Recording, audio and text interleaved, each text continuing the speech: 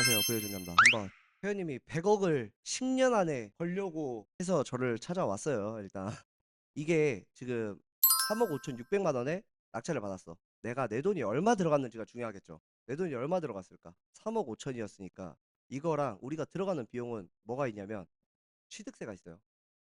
그럼 취득세가 4.6%란 말이야. 그럼 이게 거의 5,300만 원에서 취득세 1,600만 원이야. 그럼 내 돈 들어간 게 6,900만 원에 내가 6,900만 원에 107평, 110평짜리를 상가를 얻은 거예요, 일단. 그럼 일단 여기에서 내가 이 110평의 월세랑 보증금이 얼마냐? 라는 게 중요하겠지. 월세는 445만 원이야. 그럼 내가 이거 취득할 때 얼마 들었다고? 6,700만 원 가지고 445만 원짜리가 있어. 일단 이 정도 비용이 가지고 있어야 된단 말이야. 일단 6,900만 원 이거를 기억을 해. 그 다음에 그러면 이제 보증금이 얼마야?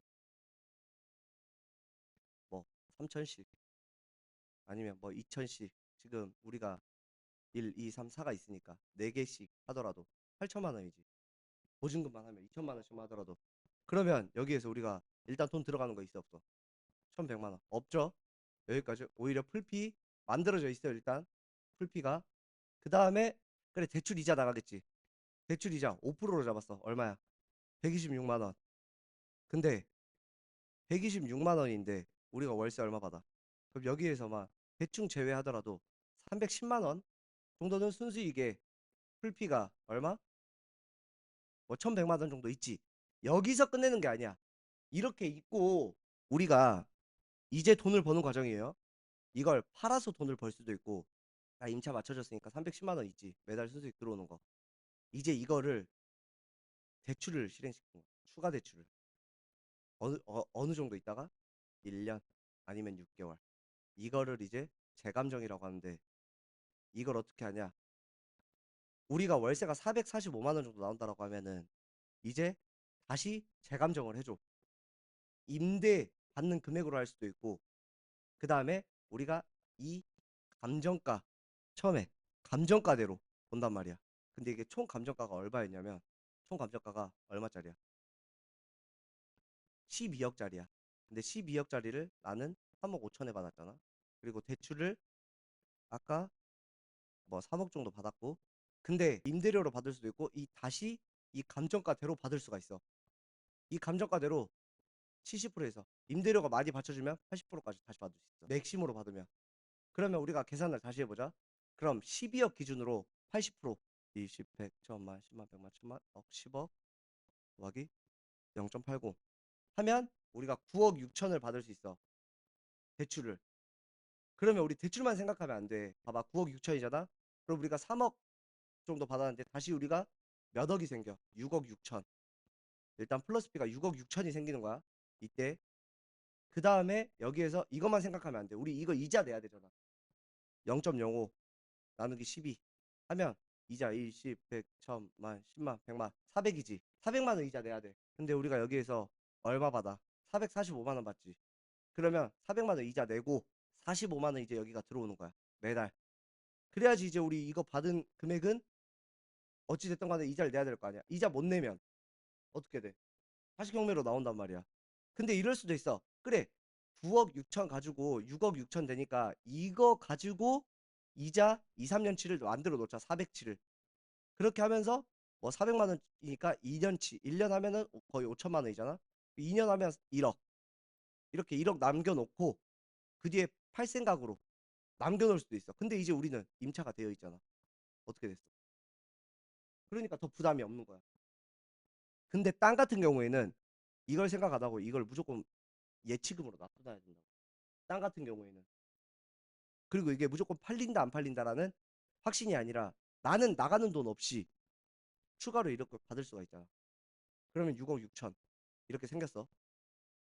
이 과정을 예를 들어서 10번 해봐. 그럼 60억이야. 처음에 내 돈 얼마 가지고 시작했어? 6천, 뭐 6,900. 이 과정을 하는 게 상가로 100억 만드는 거야. 근데 이것만 하는 게 아니라 우리가 이제 주거를 했어. 우리가 단타로 하는 거 주거용으로도 있지. 그럼 이제 주거용으로 가봐. 우리가 최근에 낙찰을 받고 한 것들이 있단 말이야. 이거 최근에 언제 받았어 이거? 그리고 10월 17일. 그럼 10일밖에 안 됐어. 근데 이거 잔금 내고 바로 파는 건데 어떻게 되냐? 우리가 실투자금이 어떻게 생기냐면 낙찰을 2억 8천에 받았어. 근데 매도가 3억 5천. 확정. 이거 확정이야. 이미 안에 있는 사람이 사기로 했어. 그 다음에 수익이 그러면 2,800에서 7천만 원 정도 난단 말이야. 그러면은 총 얼마가 들어갔는지 알아야 되는데 우리가 대출 얼마 받았냐? 2억 2,400. 그러면 낙찰가 얼마? 2억 8천. 그럼 우리가 들어가는 비용이 얼마냐? 또 나머지 취득세랑 여러 가지 있겠지? 그렇게 들어가면은 여기에서 우리가 실투자 금액이 5,950만 원이야. 실투자 금액이 5,950으로 세금까지 다 빼고 하면 얼마냐? 5,500만 원 벌어. 이런 거를 1년에 예를 들어서 3, 4건씩 해. 하면 적어도 1억은 벌겠지. 이 1억 모으는 거를 계속 이가 정도 같이 해야 돼. 아까 6억 6천 생겼잖아. 그러면 이제 계속 늘어나고 할 수 있는 거는 많고 상가 있지. 그 다음에 이제 또 건물로 간단 말이야. 건물로 가게 되면 우리가 황금빌 같은 경우에 1억짜리 뭐 10억짜리 있으면은 우리가 1억 정도면은 충분히 우리가 투자할 수 있는 물건이 됐고 거기에서도 또 계속 월세가 달달이 나오는 거 있고 빼고 하는 게 있겠지. 이것 또한도 재감정을 이루어지는 게 이거는 1년 정도. 아까는 상가 같은 경우에 1년 6개월 이랬단 말이야. 1년 6개월. 근데 이런 거는 한 1, 2년 정도 지나야 돼. 그렇게 해서 추가 대출. 그리고 이거에서 또 헷갈리는 거는 어려운 거는 신탁이라 조금 더 받기가 어려워. 추가 대출이나 재감정이나. 신탁 같은 경우에는 다시 근저당으로 바꾸고 대출을 받는 게 좀 더 까다로워. 건물 같은 경우에는. 근데 상가 같은 경우에는 그냥 근저당이니까 추가로 대출 재감정 받더라도 내가 좀 일으키는 게 좀 쉬워. 그래서 우리가 매도 차익을 얻는 것들과 시세 매도 차익으로 시세를 얻는 것들과 상가로 이렇게 플러스 B를 만드는 이런 과정을 계속 해봐. 그 이제 우리는 회사잖아. 법인이라는 이제 회사니까 여기에서 이렇게 대출을 받았고 그 다음에 또 법인으로 또 다른 신규 법인으로 받는 거야.